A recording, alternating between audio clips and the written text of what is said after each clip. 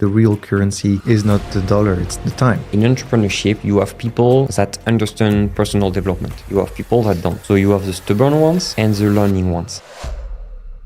If you scale a company but you don't scale yourself, you won't do anything. I do 1 to 2 million a year in turnover. Whether you like it or not, there are two things. One is you know what they need, but they don't care about what they need. They care about what they want. If you just sell them what they need and you don't care about what they want, you're not going to sell them anything. I knew crypto before, but I didn't put any penny. In dropshipping, you definitely can have stores that last. It's just a matter of how you handle it. Welcome back to the ScaleUp Academy. We're going to talk with Jérôme right now, who is one of the co-founders, obviously, and who is a serial entrepreneur, who's been involved in things such as digital marketing, dropshipping and e-commerce, robot trading advisor, right? That's how you call it. And more recently, this beautiful podcast studio in Lisbon. So the point is to, get to know him. Ask him the questions, the easy ones and the tough ones as well, because it has to be funny. And let's get started. Did I miss anything? Did I forget anything? No, but I did a lot of things, and sometimes I just put money to see what's going on. I lose money also on the way, but it allowed me to discover any kind of businesses, any kind of way to taste entrepreneurship and to see in the end what I like the most. Because as you know, with ScaleUp, we will try to bring a lot to the people in terms of entrepreneurship, but in the end, it's all about, do I like what I do? And this, do I like what I do? You cannot know if you don't try many things. And that's my way of doing entrepreneurship. Even, for example, this morning, I was thinking, okay, with all I do now, do we have one that excites me the most? Do we have one that brings me more pleasure, happiness? And the question is, at this day, today, I think not fully answered, but this process is something you have to question yourself. So now for my historic, I will go maybe on the first one. My first company was definitely digital marketing. And actually, it's not the first one. It's the first one that succeeded. How many before that? Especially one. But this digital agency was before an association. So it was not for the money at first, but when we saw the need of the market, we said, okay, now we will get paid for that. And because we get paid, then, okay, we'll try to have sustainable and profitable company. But before that first one, it was also in e-commerce, because I have also still a company in the e-commerce sphere. And this first company, I wanted so much to create that brand. It was a brand named Brace Life. So it was bracelet with, sentences that motivates you daily because you have it on your wrist. So because you have it there, then you just cannot not see it. So you just have to see it. And because you see it, it will give you like a mantra, something that stays in your mind and that you remember. It's something like self-conditioning that gets you to the next step. Exactly. And for me, you see, it was my first business. So you see the mindset I had. And it's because I discovered entrepreneurship via working into the multi-level marketing sphere. And when I understood that, okay, I can bring turnover and get paid with that turnover, commissions, then I can generate turnover that will be my turnover. So that's why I wanted to create a company at this time. So this brand began with good, I had good ambition, good vision with that one. But I didn't know anything. I didn't know marketing. I didn't know even e-commerce itself. I didn't know acquisition. I didn't know what a good business plan should look like and what kind of business model would be the best for this kind of product. So you were not part of the 9% of entrepreneurs who went to business school before building a business. Exactly. I was the one that know nothing, that think he knows everything, but in the end, definitely know nothing. So it was for me a great experience because it was the first fail, not even in terms of the business itself, but in terms of association. I tried to associate myself in partnership with someone, and that didn't work at all. Because I thought at this time I needed just money, and in fact, I just needed not money, I needed all the skills around. The partners.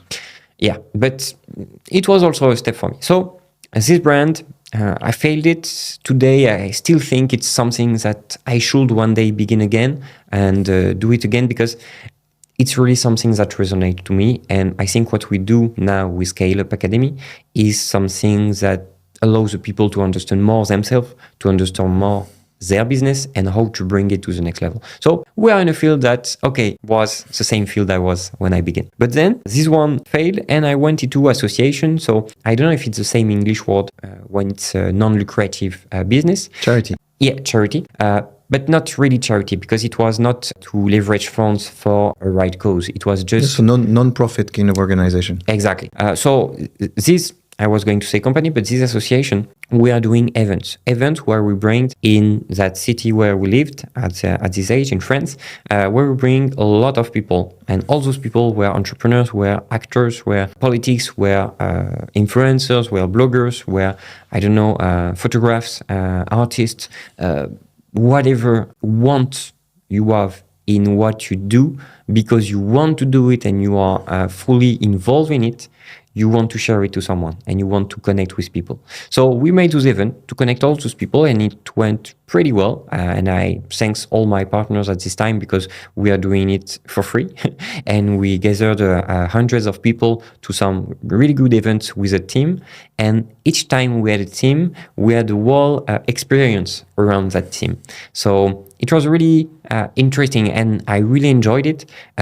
Now looking back, I don't want to do events anymore, because it's a lot of pressure, a lot of energy for a result that I don't consider today enough. But it's a business that allows you to network a lot. And that's where I developed way more my skills into networking, communication skills, speaking in public.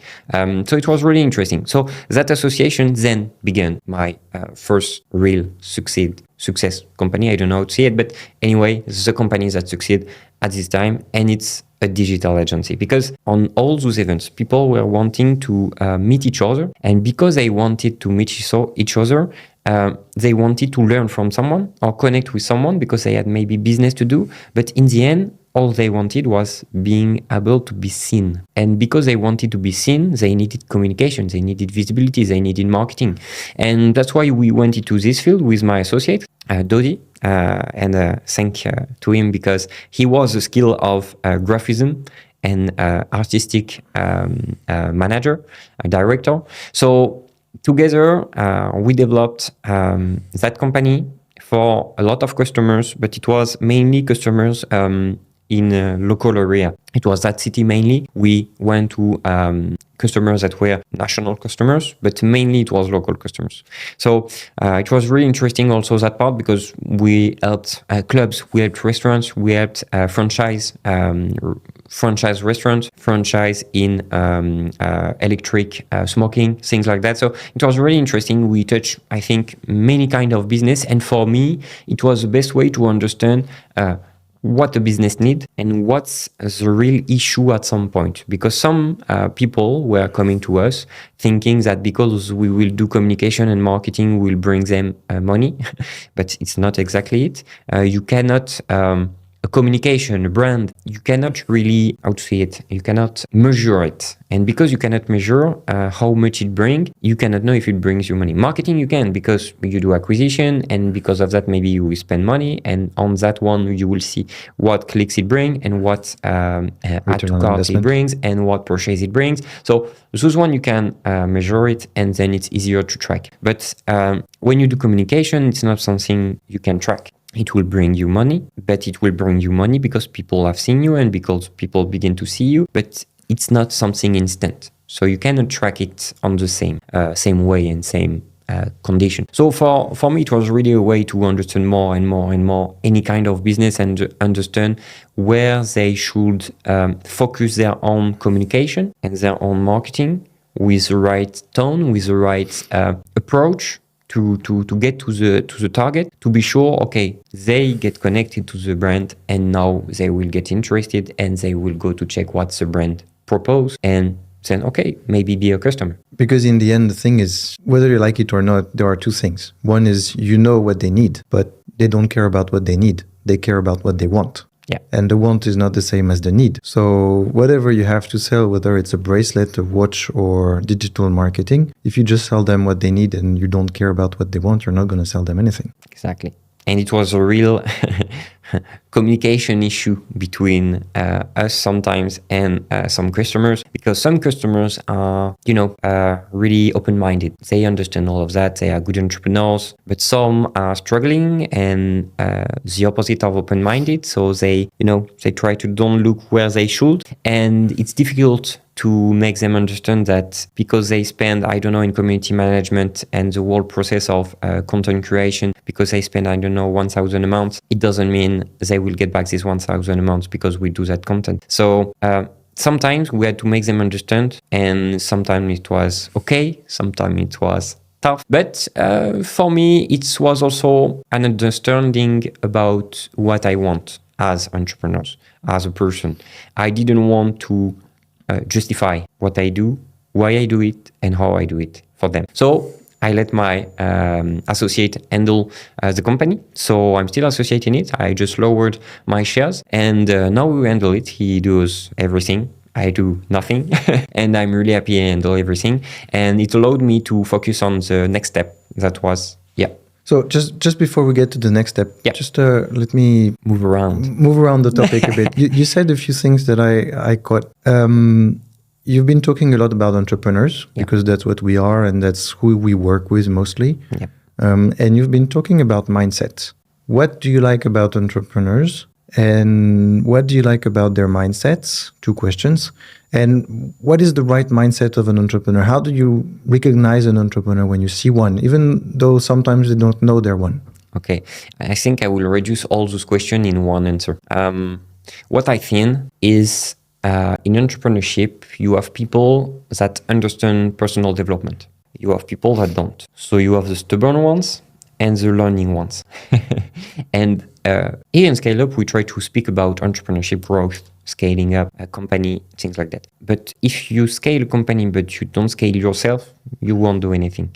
Maybe you will, but it will go down, and when it will go down, you won't go up as you did before because you won't have the shoulder larger enough to go again in that way. So for me, to answer your question, the kind of entrepreneur I really like to work is the one that also do personal development. It's not going to say the ideology of personal development is something you really need to have. No, it's just you need to understand your psychology and you need to work on it. And when I work, like you, with people that understand their own psychology, that understand the psychology of the others, when they understand by growing themselves, they will get better in their own business, then you begin to have someone that is balanced.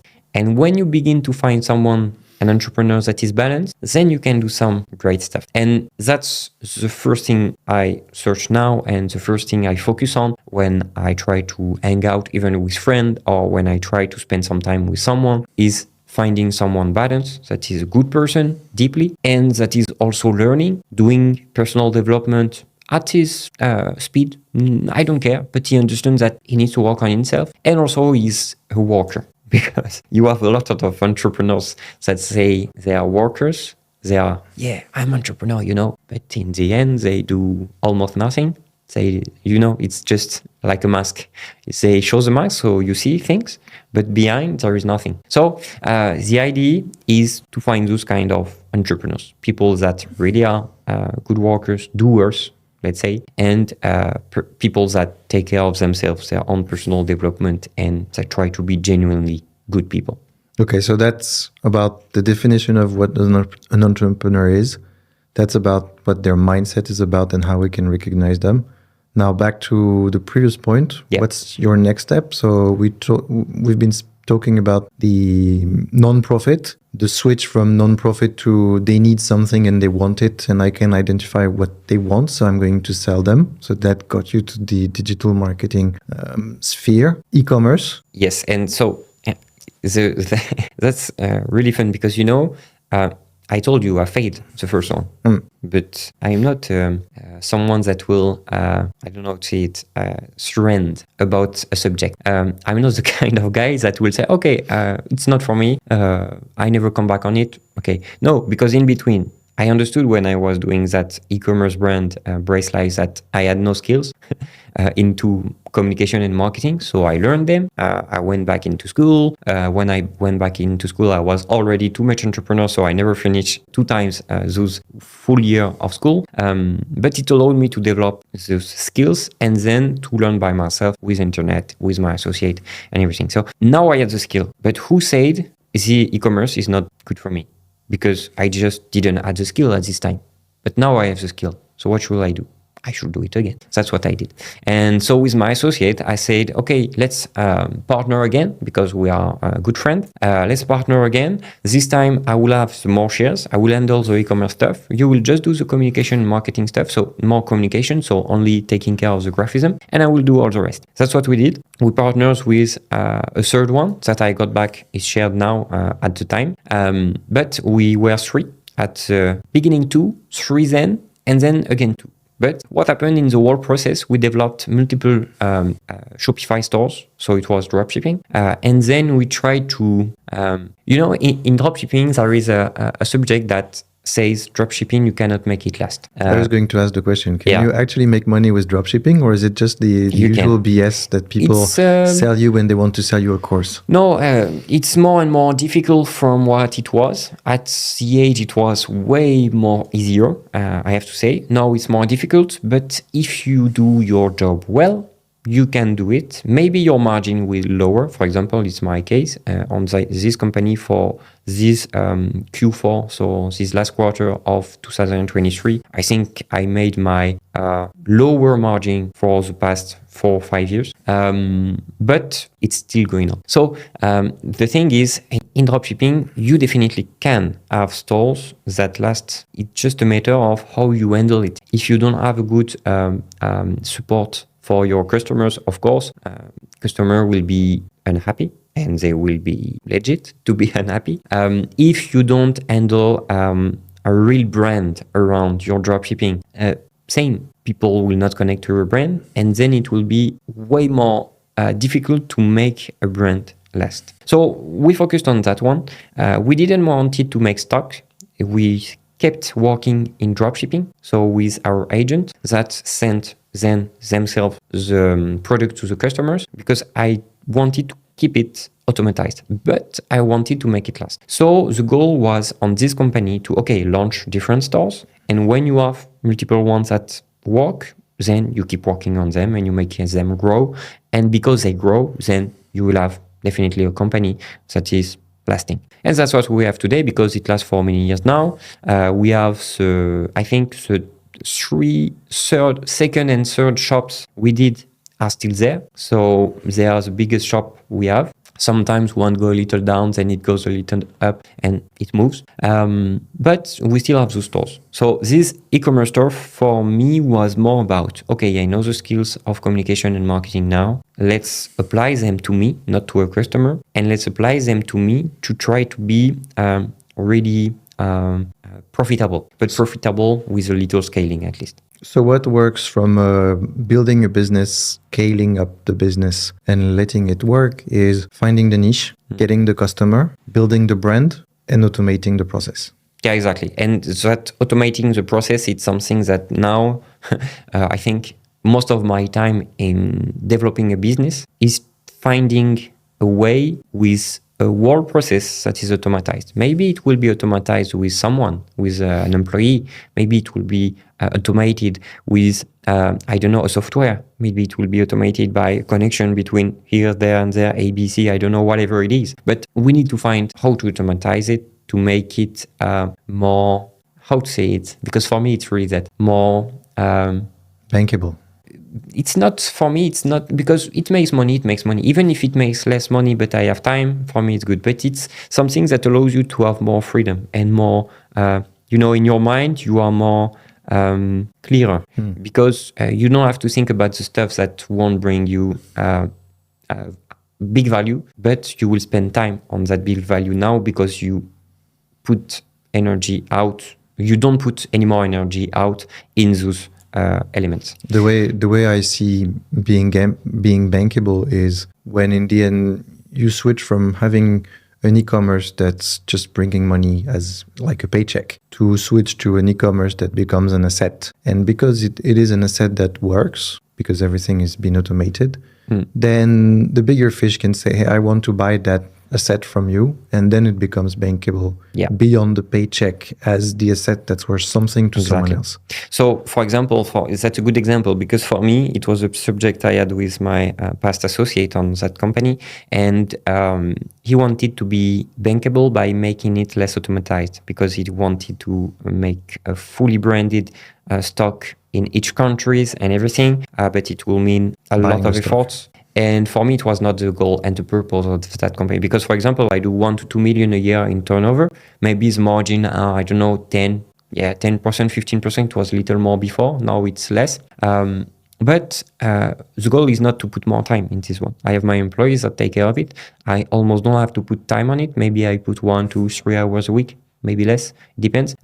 In Q4, for example, now I spend more time on it. But the goal is to still have it automatized. So for me, it was not the goal on this company to be bankable. But that's because you are one of the few who actually realized that the real currency is not the dollar, it's the time. Yeah, maybe. And in the end, the real, you can take it both ways. It can be a question of saying the time you have is the amount of dollars you're making when you're doing something else, or the dollars you have are the cost of the time you're spending on them. And depending on which way you're taking it or the standpoint you're taking, you know who you're talking to. Yeah. The one you're taking is, I need my time. Exactly. Right. And the more I go into different businesses, the more I put myself into energy to those businesses. And the more I definitely agree with myself that, okay, I want to be free. So I want my time, and I want to just do nothing when I want to do nothing, and work hard when I want to work hard. But I want to have that choice. So yeah, that's definitely my reason of working now. So the e-commerce was, okay, my first company that second company, let's say, but I don't consider the agency like something I fully automatize, because it's my associates that handle it. But for the both associates now on the e-commerce, we don't put time on it. And we had a call with my associate and saying, okay, how much we pay dividends this year? I say, oh, we'll see after the end of Christmas, and we will make a call again and see how treasury is. But it will be less than next year. But what chance do we have to have a company that brings us dividends at the end of the year for something we didn't put energy on it? That's amazing. The currency is not your time. Yeah. So that's something I really liked about this company. But then I got bored. It's not something that got me excited, because it's a company that e-commerce, you do always the same thing, always. Even if you launch a new shop, a new idea, a new project, it's same. You will do all the same. So for me, it was not anymore exciting, because I knew all the limits, I knew all the opportunities also, and my employees doing it. Okay, me doing it, no, not fun. So I switched, and I think I have this maybe 2 year, yeah, maybe less, it depends, 1 year and a half, 2 year of cycle when I switch from something to something else. It doesn't mean the old one stopped, because I told you, I automatize it, and that's the goal, to automatize it faster, because then it keeps going and you can do something else. And I keep winning money. So then, because I got bored with e-commerce, I was searching for something. I was thinking, okay, Jérôme, now you definitely have something running. You begin to have kind of good money. Lucky me. But what can you do with that money to keep making more money and to keep having it automatized? And that's where I discovered, of course, crypto at the age. It was, 4 years ago. I knew crypto before, but I didn't put any penny at this time. So, 4 years ago, maybe, I discovered crypto. I began to learn how to trade on crypto. And then I discovered on the Forex, same trading with the currencies. And then I discovered that, there is trading algorithm. Okay, so there is algorithm that do what I was doing manually, but that knows more than me and are parametered by people that knows more than me. It can work much faster than you as well. And can work much faster. So the concern was, it seems interesting, but what's the point? Not what's the point, but how can you bring it to a certain level? And then I got to know a lot of projects that were into this trading algorithm field. some on crypto, some on the Forex, main of the Forex market. And when I understood that those trading algorithm system and project can only work for the long term if they have the right trader behind and the right team behind. When I understood that, I already lost a lot of money.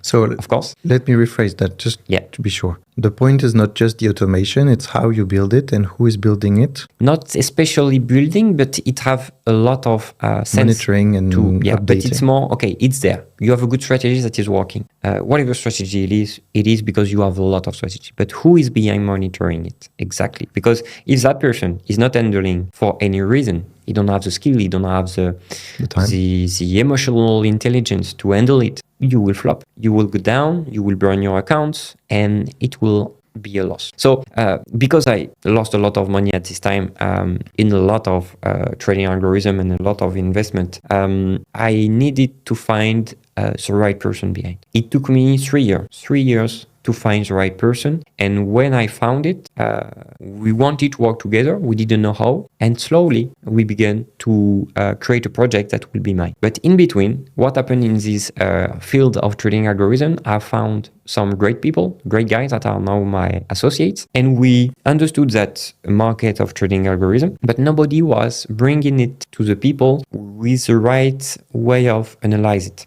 So we opened a comparator in trading algorithm. But what I mean is a lot of people were bringing those trading algorithm to the people, but didn't know how to find if this trading algorithm is the right one, a good one, a fake one.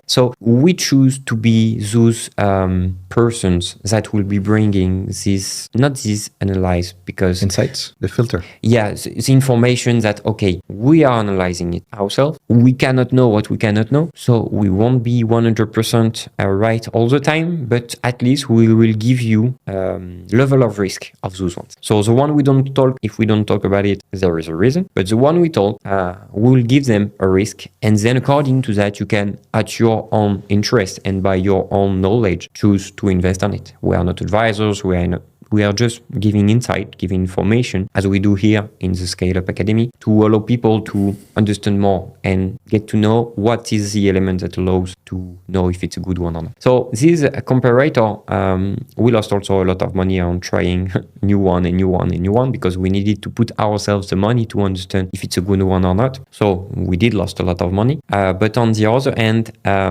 we really fast understood what I said a little before. We need to find someone that will be doing the trading for us, and so that we can bring a real product to the people, so that we know it will be well handled because we know the guy behind and it's someone we work already with. So that was the goal. So in addition of the trading algorithm comparator, we have our own trading algorithm with the same company, Bull Invest. And next to that, I have also another trading algorithm that is working properly. So we have actually two trading algorithms that are ours, mainly mine for both, but one of my associates is also an associate for one of them. And we are the three associates on the first one. So now we have trading algorithm running for, I call them VIP, but for more institutionals. So people that have hedge funds that have a lot of money and they want to make their money work. They understand the risk because they are people that are used to invest. So because they know the risk, they put money on our product and okay, they make it fructify. We have also some people that are retailers, let's say it that way, people that are not institutional, don't have the same knowledge, but want to get in and to understand more and to put, I was going to say in French, but put a little ticket to see how it goes and see how they can make profit. Most of the time, those people are more greedy, and we try to make them understand that they should not be greedy, because with the compounding, that is eighth marvel thing on the world named by Albert Einstein, we can, even with a few money, make a lot of money with time. And we don't have to be greedy. We just have to be safe. We just have to diversify. And yeah, so that's the main reason of that company. Bull Invest with a comparator brings that kind of insight, brings that kind of understanding, and in the same way, allowing us to make our money work and allowing people to make their money work. So that's Bull Invest. Do you have a website? Yeah, we have a website and you can find anything. It's not fully in English yet, but yeah, it will be coming. Yeah, because that's a French. team of French people. Frenchies that are not going to apologize for their accent, right? No, exactly. Message passed. Yeah. So from that, what got you to the ScaleUp Academy logic? Yeah.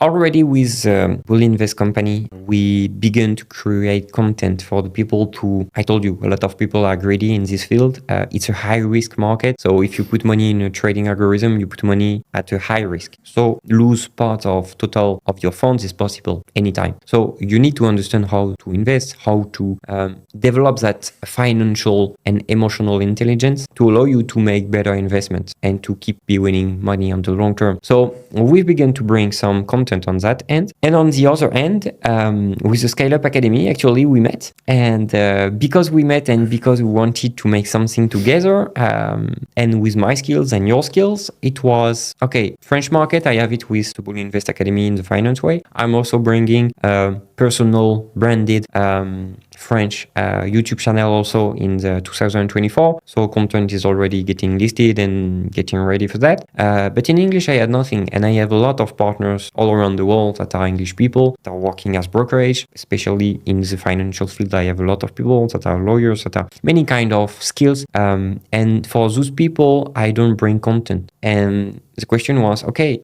how could I bring for English market also content to try to give more insight, more past experience, feedback about what I've did into entrepreneurship and my businesses. So yeah, it was a point. It was getting to see how we can bring that to the English market. I understood really fast that you were developing it, but it will be for another video, the English market, and you are based at the age in Hong Kong. So for me, it was really interesting to see, okay, now in this entrepreneurship field, how can we bring more content, education, insight to allow people to grow? And that's the mission we have now with ScaleUp Academy. What's the next step? Good question. Actually, we invested in this podcast studio also. So we are making content for you all guys, and we are in the podcast studio we own. It's in Lisbon. It's in Lisbon because we are in Lisbon.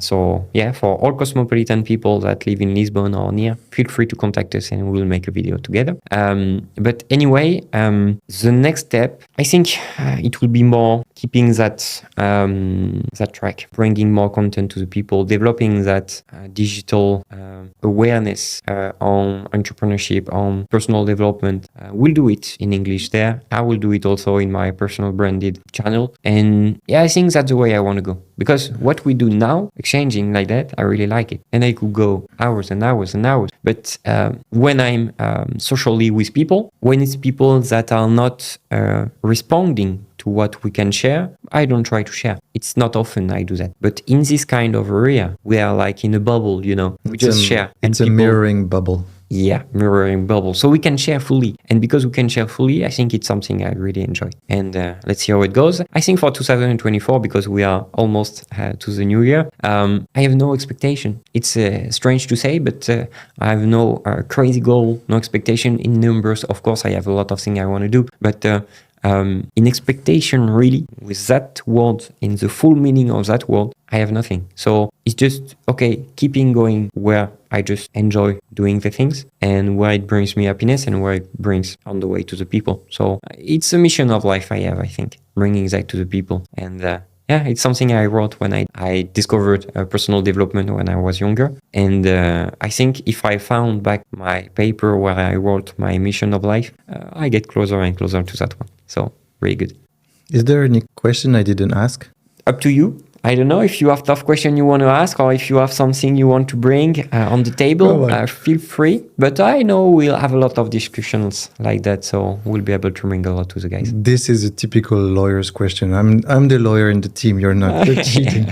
All right, so we can stop here. Yeah. And so I'm not the experienced one here, but if I understand correctly, the next step is to subscribe. Yeah, oh, exactly. You say you are not the experienced one, but I'm trying to learn. Exactly. So, guys, now we finish this video. If you enjoyed it, if you liked my experience, actually, feel free to like, feel free to subscribe, and feel free to share, because sharing is giving the algorithm good insight. So, feel free, and we hope to see you soon. Thank you again. You heard the guy. Just do that.